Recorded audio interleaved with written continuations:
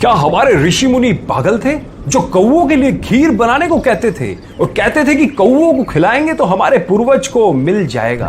नहीं, हमारे ऋषि मुनि बहुत ही क्रांतिकारी विचारों के थे। यह है सही कारण। जैसा कि आप जानते हैं कि पितृपक्ष के दिनों में कौओं को पितरों का प्रतीक मानकर भोजन कराया जाता है। यह सवाल अक्सर पूछा जाता है कि आखिर भोजन कौए को ही क्यों दिया जाता है।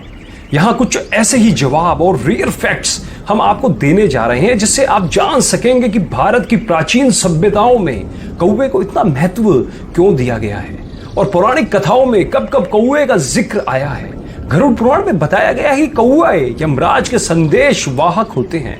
श्राद्ध पक्ष में कौवे घर घर जाकर खाना ग्रहण करते हैं। इससे यमलोक में स्थित पितृ देवी देवताओं को तृप्ति मिलती है। लेकिन इसका एक और वैज्ञानिक कारण है और वो है बरगद और पीपल के वृक्ष।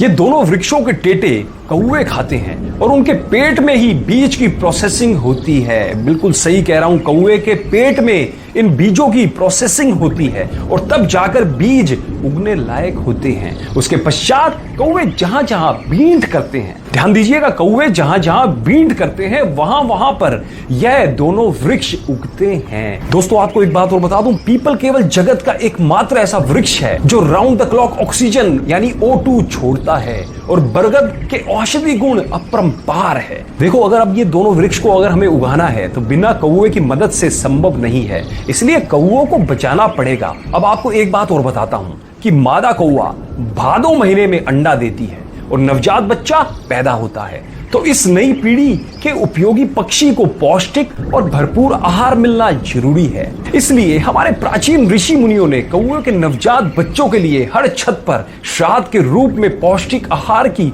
व्यवस्था कर दी थी, जिससे कि कौओं की नई जनरेशन का पालन पोषण हो जाए। इसलिए दिमाग दौड़ाएं, श्राद्ध करना प्रकृति के रक्षण के लिए नितांत आवश्यक है। ध्यान रखना, जब भी बरगद और पीपल के पेड़ को देखो तो अपने पूर्वज तो याद आएंगे ही, क्योंकि उन्होंने श्राद्ध दिया था। इसलिए ये दोनों उपयोगी पेड़ हम देख रहे हैं। एक बात और बोल देता हूं, कुछ लोग जो कि सनातन धर्म पर उंगली उठाते हैं, सनातन धर्म पर उंगली उठाने वालों, पहले सनातन धर्म को जानो फिर उस पर उंगली उठाओ। जब आपके विज्ञान का कुछ भी नहीं था, हमारे सनातन धर्म को पता था कि किस बीमारी का इलाज क्या है, कौन सी चीज खाने लायक है, कौन सी चीज खाने लायक नहीं है। अतः ज्ञान का भंडार है हमारा सनातन धर्म। हमारे समस्त वेदों में, हमारे समस्त पुराणों में ज्ञान का भंडार भरा पड़ा है और उनके नियम विदेशी शिक्षा पद्धति में पढ़ के केवल अपने पूर्वजों ऋषि मुनियों के नियमों पर उंगली उठाने के बजाय उसकी गहराई को जानिए और आपको पता लग जाएगा कि वो लोग कितने वैज्ञानिक थे।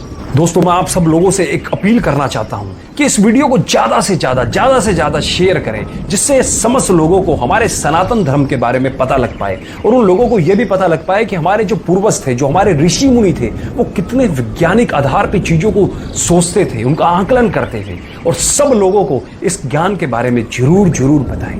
धन्यवाद।